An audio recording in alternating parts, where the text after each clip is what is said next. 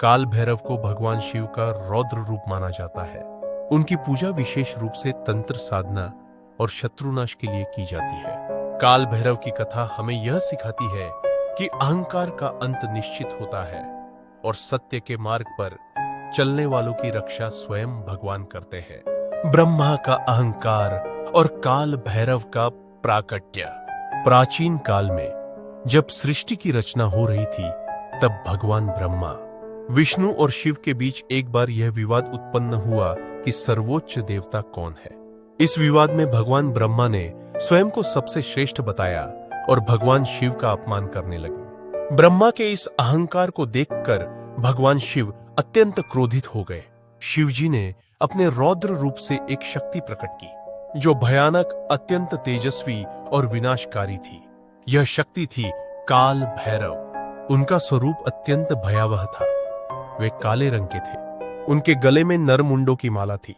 उनके हाथों में त्रिशूल, डमरू और खड्ग थे और उनके वाहन श्वान, कुत्ता थे। उन्हें काशी का कोतवाल नियुक्त किया और यह वरदान दिया कि जो भी काशी में उनकी पूजा करेगा उसे सभी पापों से मुक्ति मिलेगी। इस घटना के बाद काल भैरव को दंडपाल, न्याय करने वाले देवता भी कहा जाने लगा।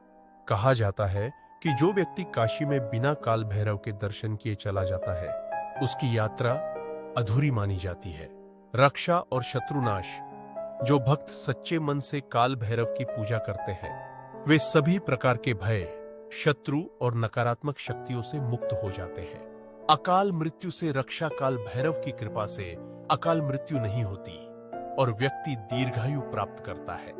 तंत्र और सिद्धियां। तांत्रिक साधकों के लिए काल भैरव अत्यंत महत्वपूर्ण देवता है। वे तंत्र मंत्र के ज्ञाता है और सिद्धियों की प्राप्ति में सहायक होते हैं। कर्मों का फल। काल भैरव न्याय करने वाले देवता है। वे व्यक्ति को उसके कर्मों के अनुसार फल देते हैं। काल भैरव की पूजा विशेष रूप से काल भैरव अष्टमी के दिन की जाती है। इस दिन भक्तजन काले तिल की, सरसों के तेल, नारियल, उड़द की दाल और मिठाइयों का भोग लगाते हैं। काल भैरव को भोग भी लगाया